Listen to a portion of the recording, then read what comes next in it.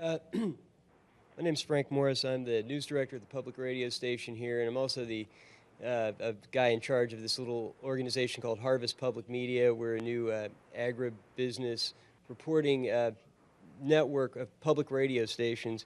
I'm here on behalf of National Public Radio.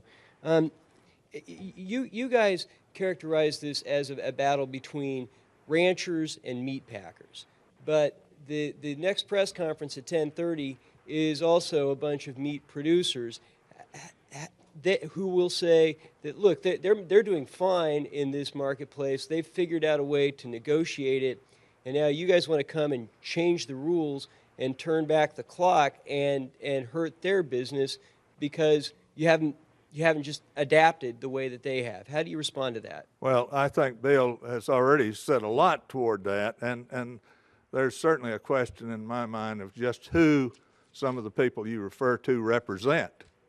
But in any event, I think maybe Bill, maybe Dave, Tom, do you have anything to speak, to say on that subject? Are you still on? Yes, I'm here, and I'd like to comment briefly.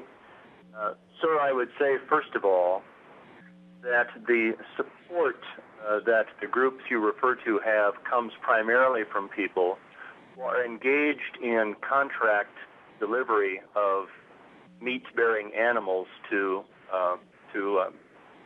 packers under contract arrangements that are neither public nor consistent with the cash market.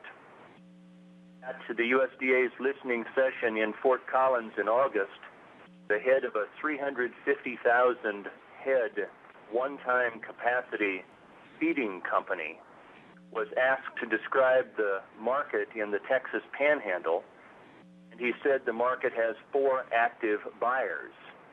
But 1 minute later, he disclosed that his company sells 100% of its cattle to one company under a private contract arrangement. That's the problem. The people in the room next door are using the system. So those few people have become large at the expense of many who have either shrunk or disappeared. So the precise same problem that we have nationwide with the economy going from 10 or 15 or 20 major players in a sector to 2 or 3 or 4. The same problem we have with 4 banks being 64% of the total deposit assets in the United States. We have a housing market crisis. People next door are doing well at the moment, the expense of the United States. Go ahead. Freddie, I got a question. This is Bill Bullard. Let me respond to that as well. If you look at the organizations that are opposed to the GIPSA rule and leading the charge against it, you will find that they all have meat packers seated on their governing boards. If you ask those organizations whether they think the market is competitive, they'll say that everything is fine in the marketplace today, that the concentration in the hog and poultry industries are merely a function of natural market phenomenon, natural forces. There is no anti-competitive practices that have facilitated or precipitated the decline of those industries.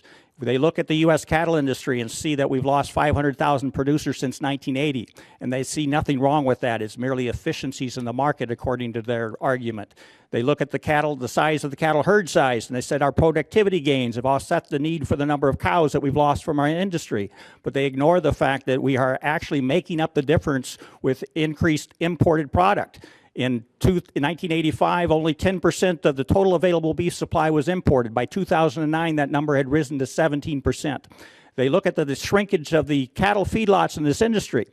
Just in 1996, when we started the liquidation phase of our current cattle cycle, we've been liquidating for 14 years, we had 112,000 independent feeders in this industry.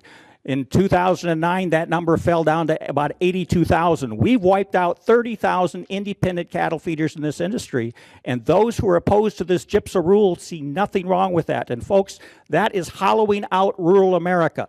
It is the independent cattle industry, a $50 billion a year industry that is the economic engine that provides the economic foundation for rural communities, and it is shrinking and shrinking fast, and it is shrinking because We have been catering to the special interest of the highly concentrated industrialized sector of the U.S. cattle industry.